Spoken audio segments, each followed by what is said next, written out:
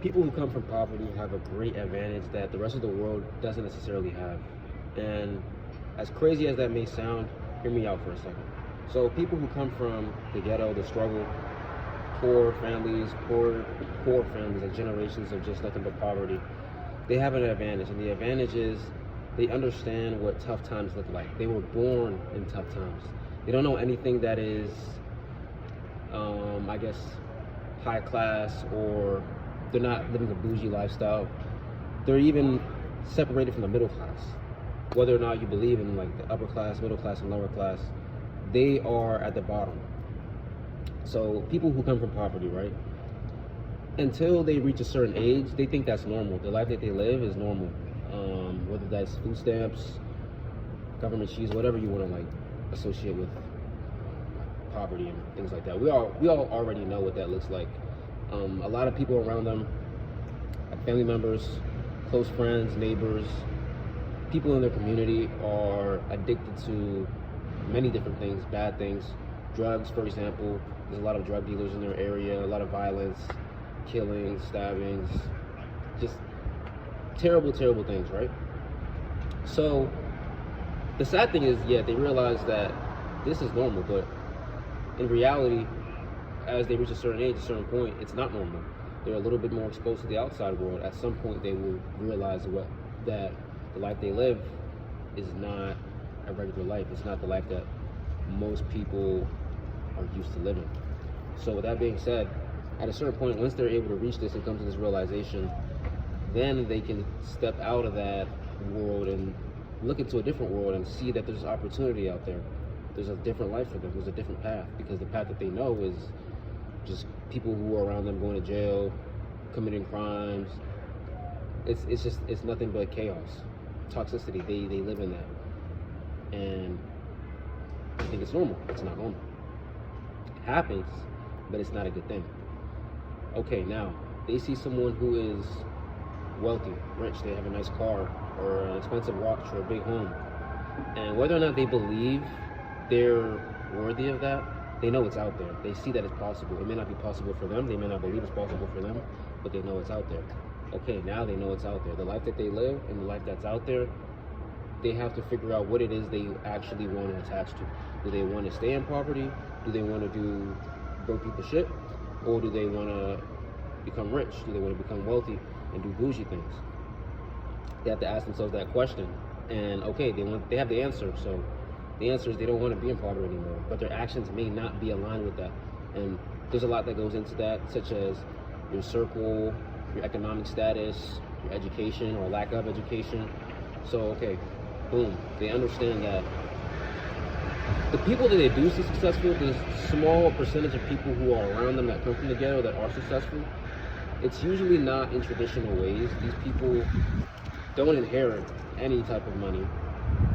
They either make their money through maybe like gambling, shooting dice or something like that, stealing and robbing, selling drugs, being a dancer, an athlete. Like that's what they see, that's what they know, that's all they're familiar with.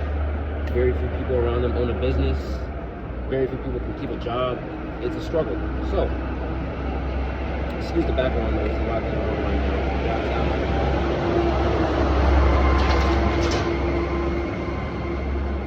As I was saying, they come from the struggle. Now they come from the struggle, what are they going to do about it? Their actions can align with what they want, or they may not. But for those who actually want to get out of the ghetto, who want to elevate and leave the struggle and escape that life of toxicity, they understand that life is sacred, like time is urgent, because people around them, they come and go. People around them go to jail, people around them pass away. And they see that early on in life, very early, earlier than the average person, earlier than I did. I probably noticed that in my late teens. They see this before they even like reach the age of 10 years old. So like, a lot of these kids, they live fast. In these really poor communities, they live really fast. They grow up early, like really early. Like you see it, you hear about it. So now what they choose to do is they live the life of an adult because they're living fast. They're living as if they have to provide for themselves. They live like they have nothing to lose. And that's what entrepreneurship is. But it's more than just entrepreneurship. That's also what I'm into, but it's more than that. it's wanting something for themselves. Let's say they don't go down the path of entrepreneurship. Let's say they want to just pursue education in like an educational institution like college, vocational school, trade school, right? So they're gonna put their all into getting a scholarship because they know their parents can't afford school. So they put their all into it. Compared to someone who is entitled, rich, middle class, they have something to fall back on. Like they're not uncomfortable enough. They haven't been in situations where it's do or die. So they're not gonna put in as much effort, as much work, time, energy, commitment, sacrifice. They're not willing to do that. They're not gonna dedicate as much because they don't really feel the need to, man.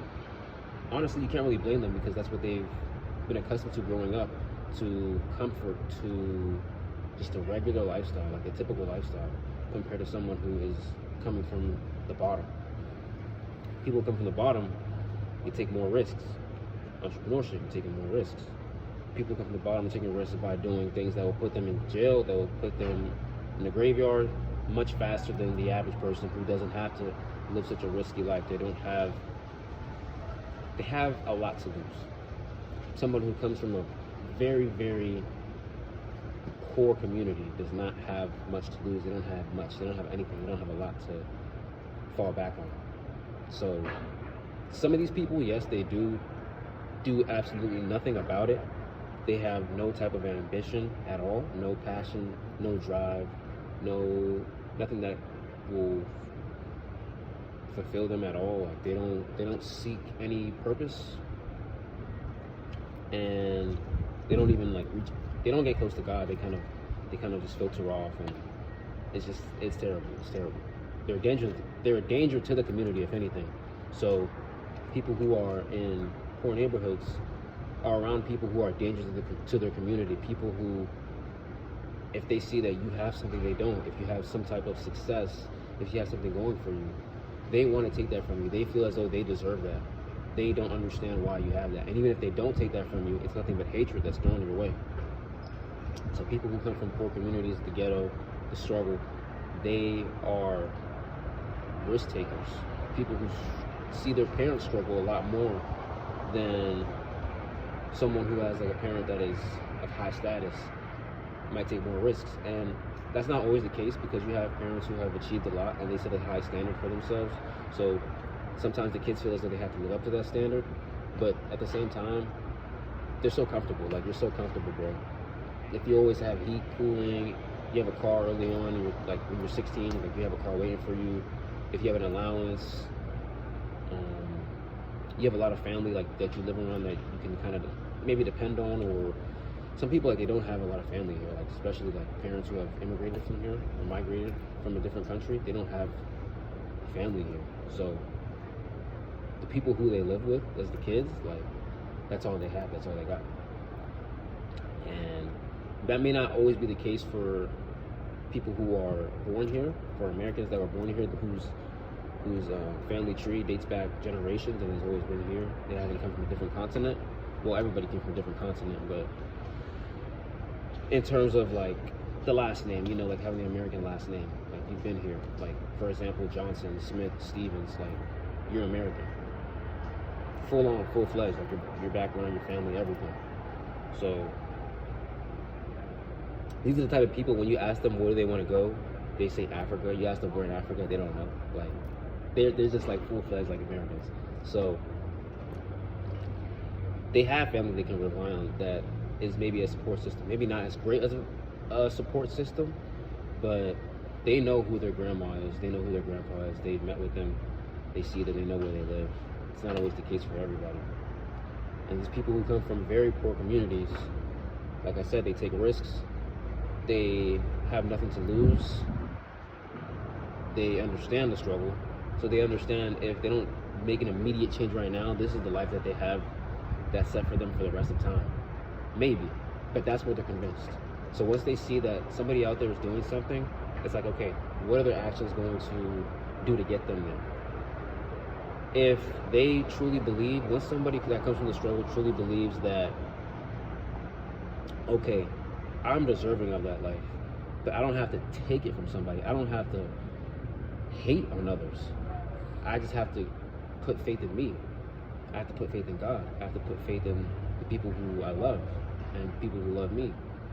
then they allow themselves to elevate rapidly, like very rapidly. Because like I said, sometimes these children, these young kids, they grow up fast. They live the life of someone who's 30 years old and they're 12. That's crazy.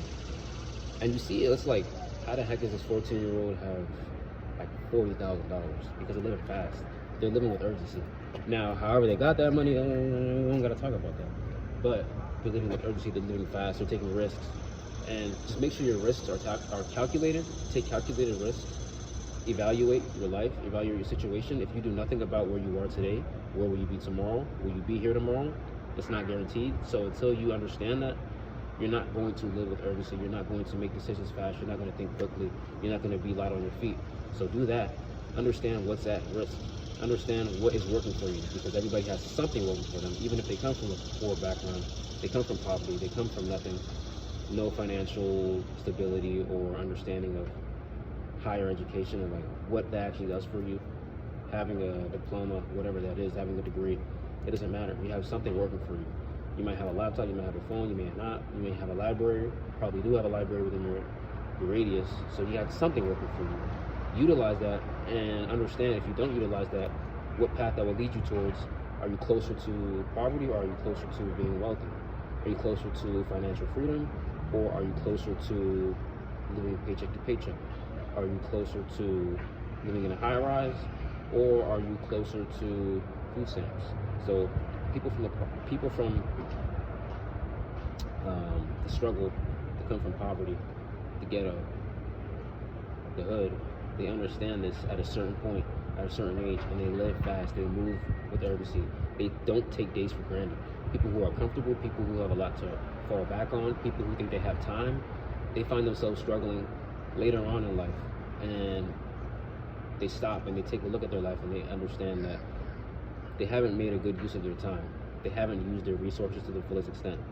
And something I noticed throughout my entire 20s, and I'm 24, so just early on I've noticed this, but it's become more apparent as time has gone on. I've kind of ignored it, but now it's like, it's clear.